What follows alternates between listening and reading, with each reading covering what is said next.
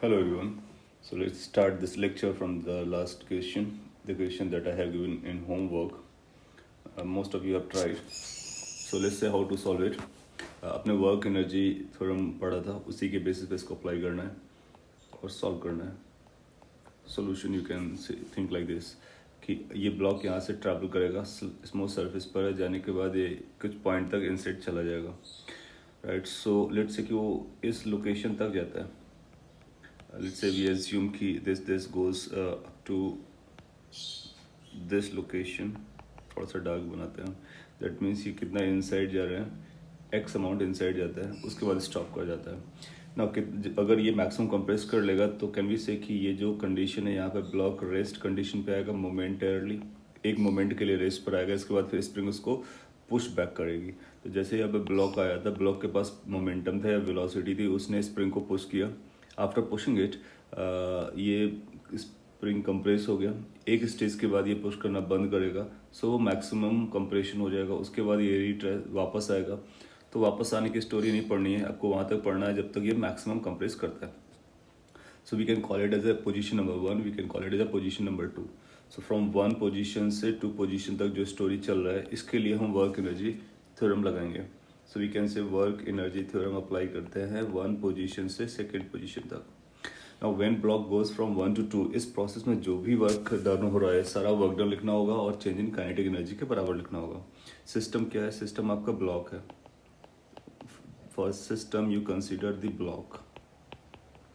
Now first of all draw the blocks free body diagram any instant. So उस पर आपको forces पता चलेंगे. आप पाओगे कि इसके इंटायर जर्नी में जो फोर्सेस लग रहे होंगे, एक तो एक mg का फोर्स लग रहा होगा, दूसरा एक नॉर्मल रिएक्शन लगेगा. अब यहाँ पर फ्री बॉडी डायग्राम ड्रॉ करना अलग अलग लोकेशन पे अलग अलग तरह से आएगा. लेकिन एक बात तो क्लियर है कि एक ग्रेविटी का फोर्स लगेगा, एक नॉर्मल रिएक्शन एक्ट करेगा और एक स्प्रिंग फोर्स एक्ट करेगा. इसके अलावा कोई और फोर्स एक्ट नहीं करेगा. सो as per the statement of work energy theorem, आप लिखोगे work done by all the forces, that is net forces, is equal to change in kinetic energy. That's a statement. Now इसको आगे लिखते हैं. आप लिखेंगे work done by gravity plus work done by normal reaction plus work done by spring force in this process is equal to final kinetic energy minus initial kinetic energy. और आप चाहो तो इसको इस तरह से लिख सकते हैं कि half mass of the block v final square minus half mass of the block v initial square. Final का मतलब सेकंड पोजीशन है, इनिशियल मतलब फर्स्ट पोजीशन है, right. You can catch that. So एक एक करके सेटल कर देते हैं. इनिशियल वेलोसिटी ये यहाँ पर मोमेंटरली रेस पे था और यहाँ पर रेस पे था. बेसिकली फर्स्ट लोकेशन पे भी ये रेस पे था, आपने इसको स्लाइटली डिस्टर्ब किया है, इसका मतलब इनिशियल वेलोसिटी 0 थी. इसके बाद जब सेकंड पोजीशन पर आएंगे तब भी ये मोमेंटरली रेस पर आता है, तो सेकंड पोजीशन में भी वेलोसिटी 0 हो जाती है, इसलिए चेंज इन काइनेटिक एनर्जी 0 हो जाएगी. Work done by normal reaction, आप पाओगे कि जो प्लेटफॉर्म जिस पर ये मूव कर रहा है वो प्लेटफॉर्म फिक्स्ड है. तो जब कभी प्लेटफॉर्म फिक्स्ड होता है तो उसके रिस्पेक्ट में वर्क डन हमेशा 0 आता है. नॉर्मल रिएक्शन का तो नॉर्मल रिएक्शन का वर्क डन 0 आ जाएगा. So this is going to be the situation. इसके बाद इसको कैसे हैंडल कर सकते हैं? हम बोलेंगे work done by gravity plus work done by spring force should be equal to 0. that is how you can call it this work energy theorem application. Then after work done by gravity, आप जानते हो कि 1 position से 2 position जाएगा तो 1 और 2 का जो वर्टिकल डिस्प्लेसमेंट होगा वो डिसाइड करेगा वर्क डन बाई ग्रेविटी कैसा है, जो कि h के बराबर है वर्टिकल डिस्प्लेसमेंट डाउन साइड, इसलिए work done by gravity positive आएगा. तो आप लिखोगे ये आएगा mgh. अच्छा, वर्क डन बाई स्प्रिंग अपनी रिलैक्स पोजीशन से एक्सट्रीम पोजीशन की तरफ जा रहा है, यानी कंप्रेस हो रहा है. इसका मतलब है कि work done by spring negative वाला आएगा और कितना आएगा -12kx². ये 0 हो जाएगा ना. इसी स्टेटमेंट को आप कई तरह से लिख सकते हो, बट पॉइंट इज कि अगर वर्क एनर्जी थ्योरम लगाते हो तो क्या प्रॉपरली आप लिख पाते हो. In case you are writing properly then you can solve any equation by using this method. तो ये आएगा mgh is equal to ½ kx². अपने को x निकालना है या फिर x मैक्स निकालना है, जो भी आप नाम दे इसको. तो इसकी जो वैल्यू आएगी x² will be equal to twice mgh divide by k is a spring constant and take the square root of it.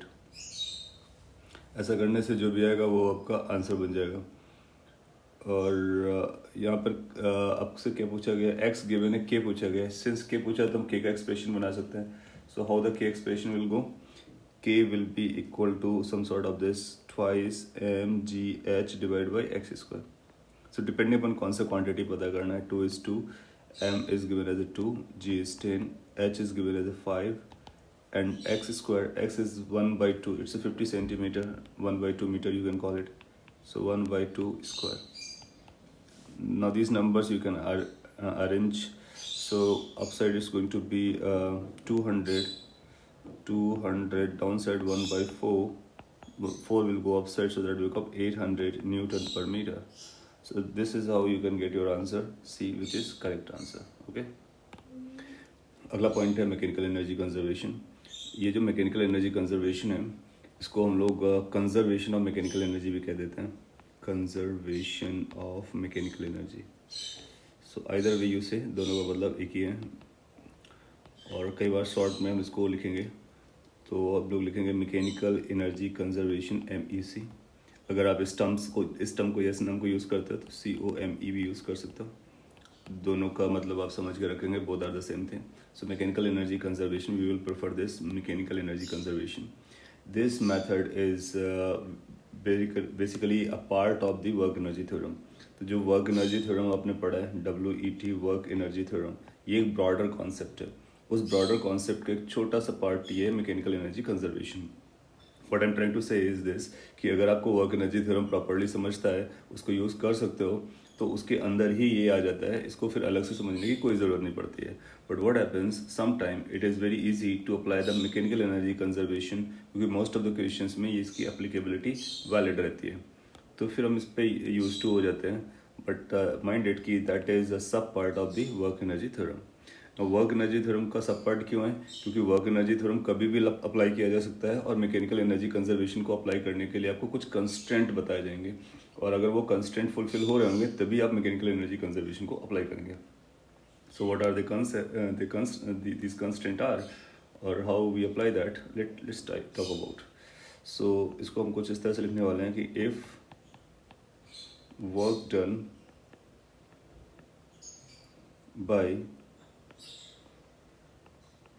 forces other than conservative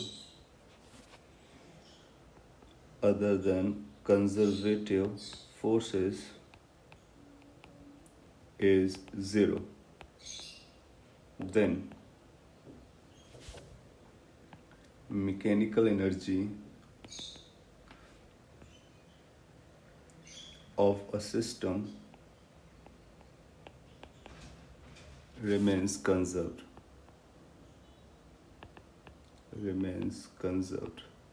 So that is the statement we are going to follow.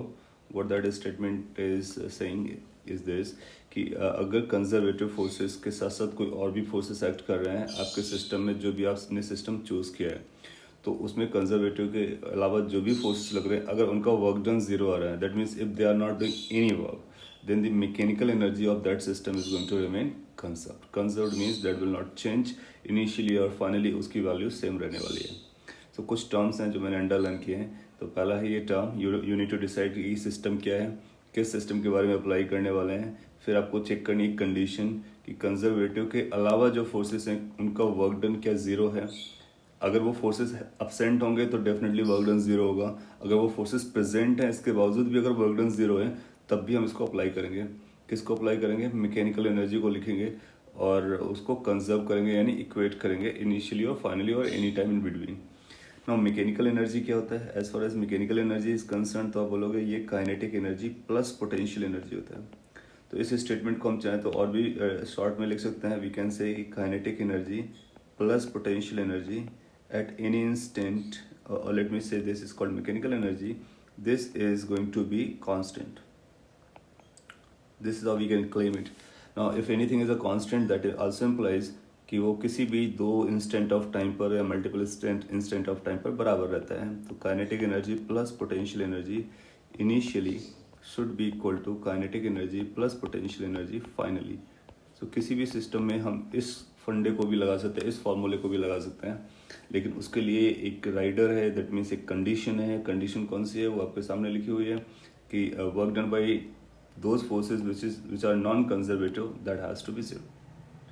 No अब चाहो तो इसको proof भी कर सकते हैं, जो work energy theorem है उसी से। सो शॉर्ट में इसका प्रूफ देख लेते हैं। फिर इसके बाद इसके एप्लीकेशन की बात करते हैं. Now since we know as per the work energy theorem, work done by all the forces या net forces is equal to change in kinetic energy. Now net forces will be having those forces which are conservative forces plus those forces which are non-conservative forces. Non-conservative forces. Let's say non-conservative forces includes all other forces. इसमें pseudo force भी आ सकता है, external force भी आ सकता है और frictional force भी आ सकते हैं. So इन दोनों का sum आएगा change in kinetic energy.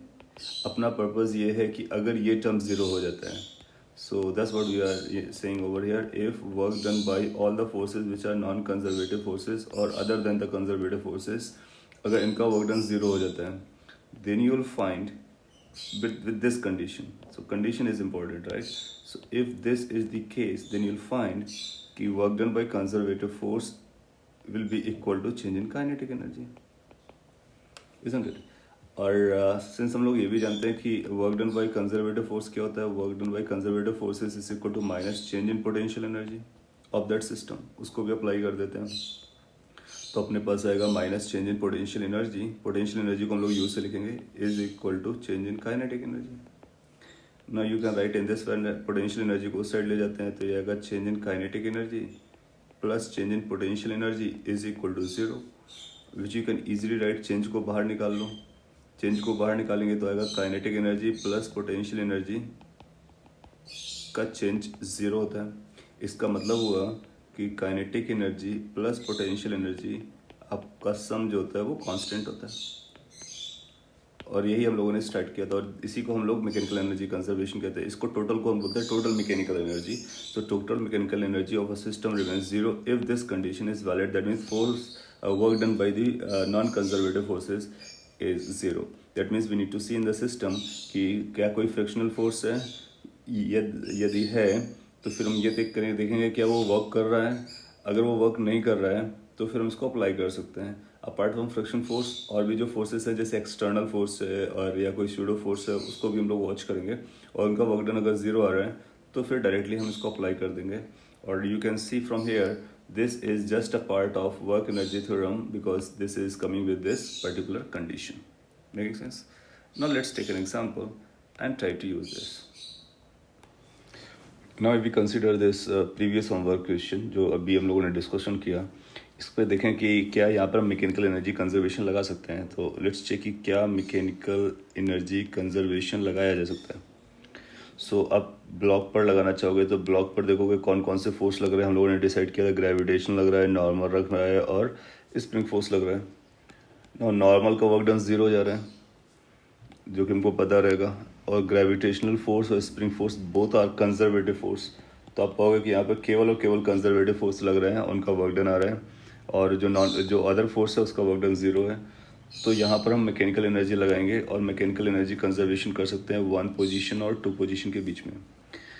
तो 1 और 2 के जब अप्लाई करेंगे तो हम ये बोलेंगे kinetic energy plus potential energy of the system at the position 1 is equal to kinetic energy plus potential energy of the system at position 2. So this is the second method, another method to solve the same problem, and this is called mechanical energy conservation. तो first position पे आप kinetic energy पकड़ोगे, कितना kinetic energy है zero. First position पे block का potential energy पकड़ना चाहोगे तो पोटेंशियल एनर्जी के लिए इसको रेफरेंस ले लोगे, ग्राउंड एज्यूम करोगे तो इसकी पोटेंशियल एनर्जी ज़ीरो है. तो इसकी पोटेंशियल एनर्जी हाइट पॉइंट पर होता है तो mgh होता है, आपको पता है, is equal to second position पर आएंगे. जब सेकेंड पोजीशन पे काइनेटिक एनर्जी की बात करेंगे वो ज़ीरो हो जाएगा क्योंकि मोमेंटरली रेस्ट पे था, प्लस पोटेंशियल एनर्जी, ग्रेविटी की पोटेंशियल एनर्जी ज़ीरो होगी क्योंकि वो ग्राउंड पर आ गया है ब्लॉक. लेकिन अभी स्प्रिंग के पास पोटेंशियल एनर्जी आ जाएगी. स्प्रिंग की पोटेंशियल एनर्जी कितनी आ जाएगी, हाफ के एक्स स्क्वायर. तो यहाँ से अपने को एक पॉइंट मिलेगा या एक्सप्रेशन मिलेगा mgh is equal to half K X square. Now you can put the values to get your answer.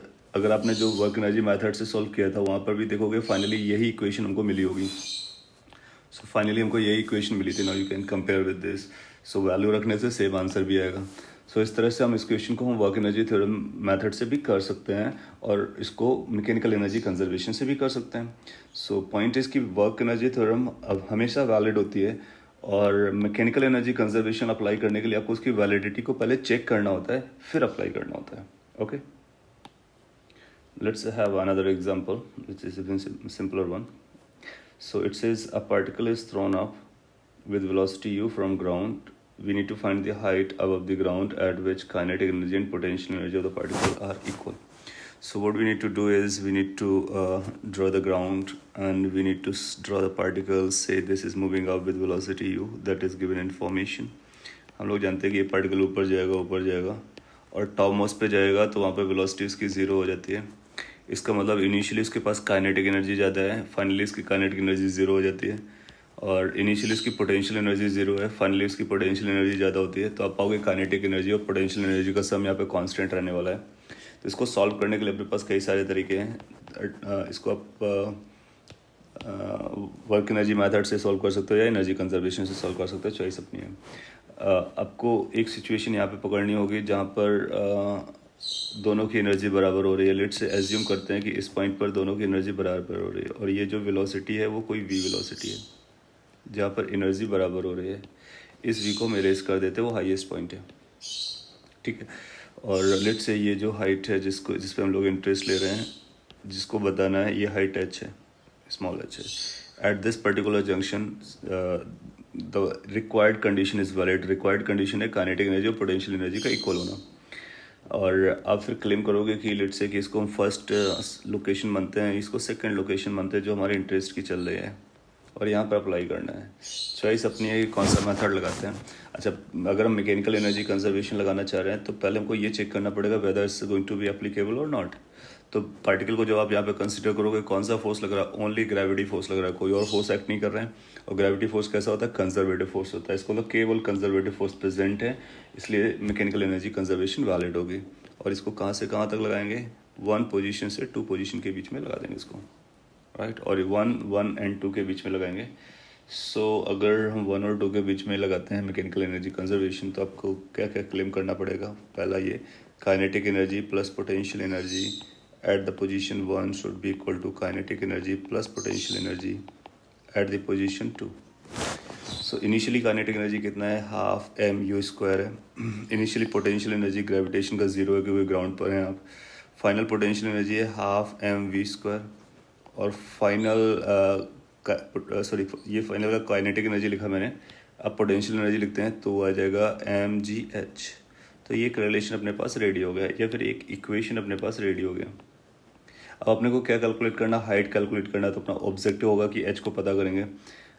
किसको एलिमिनेट करना होगा? V is unknown, u is unknown, तो यू चलेगा. फिर एक कंडीशन दी गई है. What is a condition? Condition is kinetic energy should be equal to potential energy at two location पर ये होना चाहिए. इसका मतलब है जो हाफ एम वी स्क्वायर की वैल्यू है वो एम जी एच के बराबर होनी चाहिए. ये आपकी बी इक्वेशन आ गई. अब बी इक्वेशन से हाफ एम वी स्क्वायर को डायरेक्टली हम यहाँ पे सब्सटीट्यूट कर सकते हैं.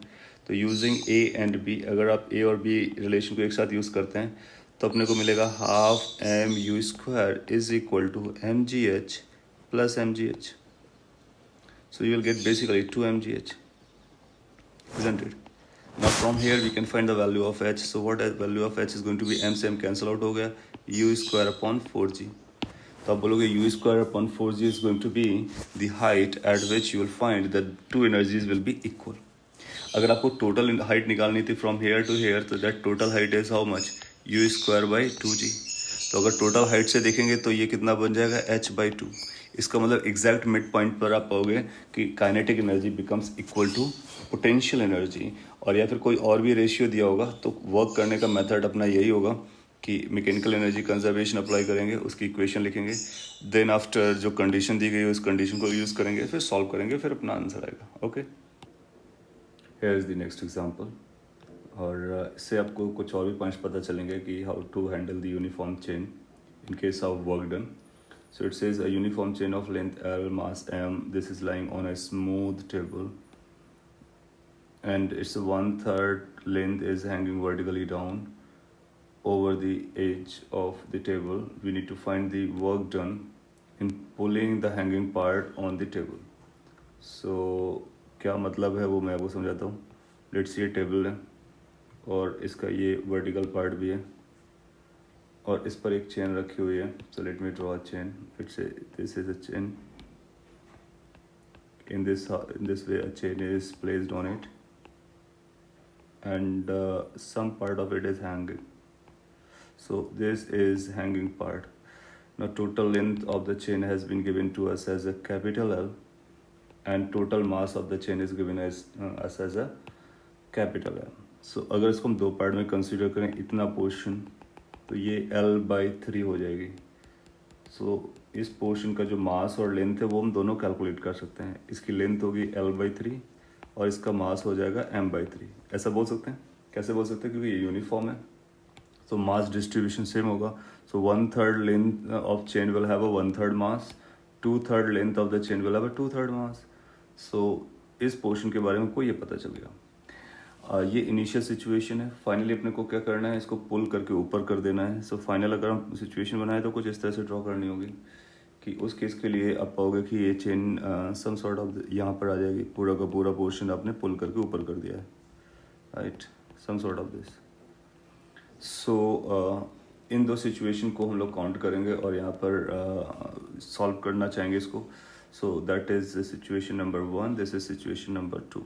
इसमें इंटायर मास उसी लेवल पर है, टेबल के लेवल पर है, और इसमें कुछ मास नीचे लाई कर रहा है.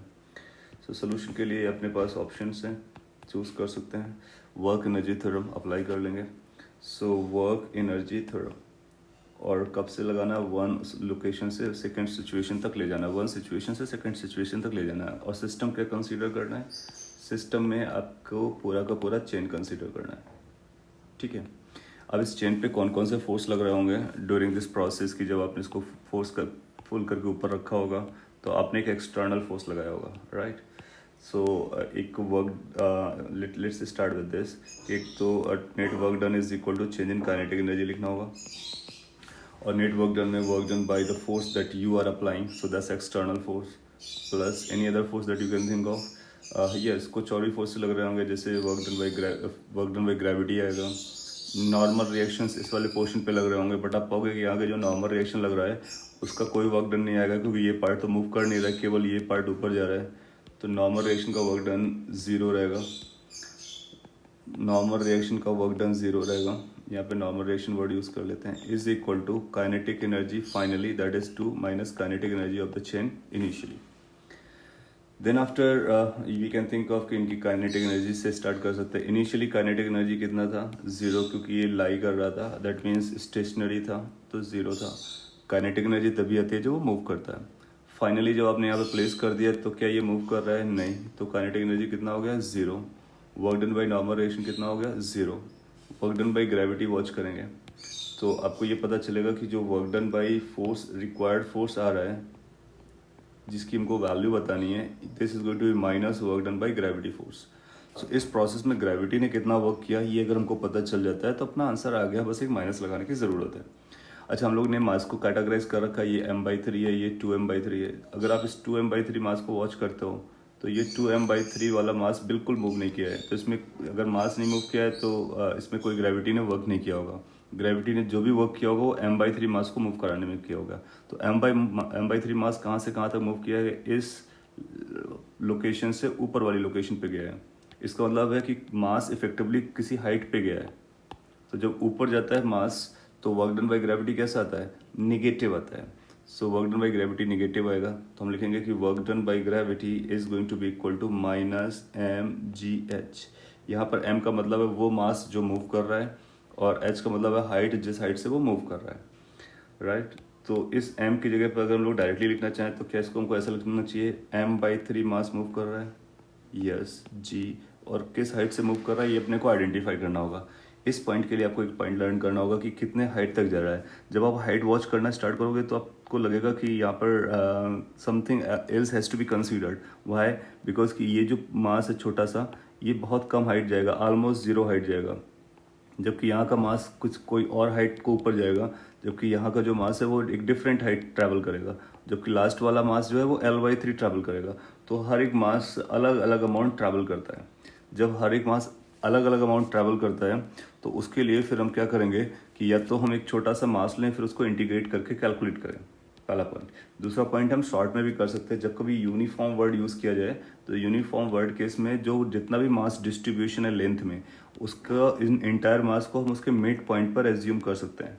सो what we can say is कि इंटायर मास अगर हमको एक साथ वॉच करना है, इंटायर मास का मतलब m/3, तो m/3 को कहाँ पर एज्यूम करें, इस लोकेशन पे या फिर नीचे वाली लोकेशन पे.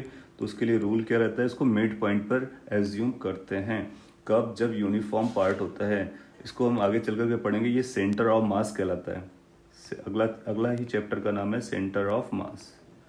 तो उसमें इसको डिटेल में आप समझ पाएंगे. तो अभी आप इतना याद रखो, यूनिफॉर्म रोप या चेन के लिए अगर ग्रेविटी के लिए उसका मास लोकेट करना है कि कहाँ पर मास एज्यूम किया जाए, तो सेंटर पे करेंगे. तो हम ये मानेंगे यहाँ पर m/3 था, तो इसको इतना हाइट चलना पड़ा, ये हमारे लिए हाइट का काम करेगा, राइट.